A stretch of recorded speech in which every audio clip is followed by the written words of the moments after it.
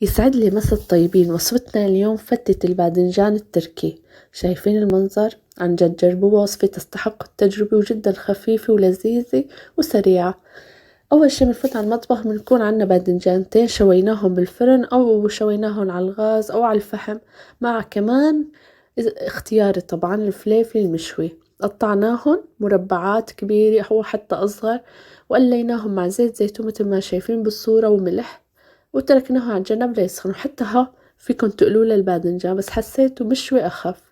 بعدين جينا نحط اللبن المتوم، وعصرت له نص ليمونة، سنتوم ولبن وليمونة وملح، وحطيناه كمان على جنب. هلأ شو بدنا نعمل صوص البندورة.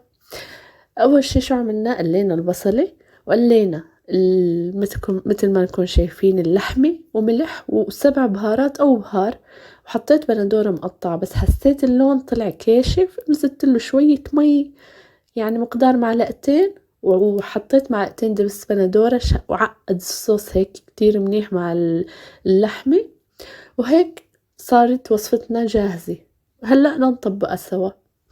حطينا الخبز هيك اللي مقلب بالصحن، ومثل ما شايفين بنطبقها.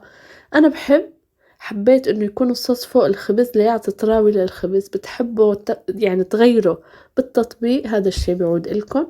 بعدين حطينا الباذنجان اللي مقلى مع الفليفل. مثل ما قلت لكم فيكم ما تشووا الباذنجان، فيكم تقلوه وتحطوه، بس أنا هيك صراحة حسيت قلت لكم أخف وأطيب. بعدين اللبن المتوب مع عصرة الليمونة، وبعدين بقدونس على الوش اختياري. صحتين وألف هنا. لا تنسوا الاشتراك بقناتي على اليوتيوب.